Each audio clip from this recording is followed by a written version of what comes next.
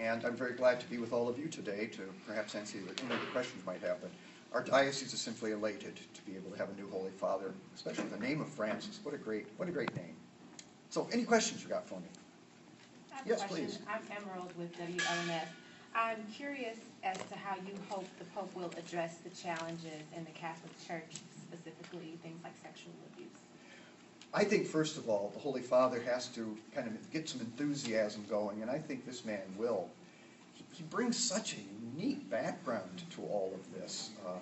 Being a Jesuit and yet taking the name of Francis. Now, I don't know if that's St. Francis of Assisi or if it's Francis Xavier, who was a Jesuit.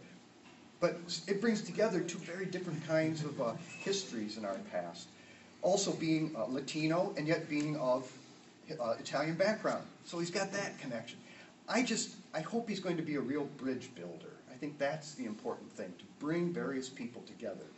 And I think he's got the capacity to do that. Okay. Was this a choice you expected? Not at all. What a surprise. First of all, I think we all expected someone younger. So someone at 76, it seems like it was kind of off the radar.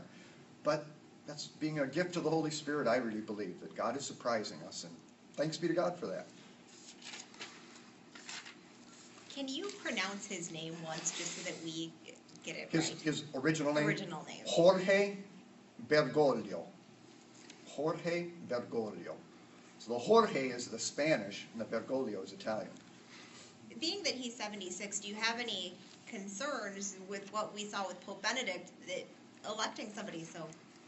He doesn't strike me as a professor type, even though he did teach in the seminary at one time. So I think it had more to do with Pope Benedict's personality. I think he wearied of all of this. It was just too much. According to all the things I've seen about Bergoglio, and I was going over the Googling just like the rest of you were, he seems like he's pretty energetic and is constantly doing things. So, although at 76, anything can happen to anyone, and we know that. So. What about his being from Argentina? There's so many Catholics in South America and Central America. This is their first pope. And Latinos here in the United States. We've got a lot of, I think probably half the church is Latino or Latina. I just think that that's probably the case. So what a great choice, a great joy for the church, really. They must be exultant right now, I would think. He has this image of being just a very common person, very humble. What do you think this will do for the image of the church? Well, I think Pope Benedict was a pretty humble person myself, and so I anticipate that he'll continue those kind of practices.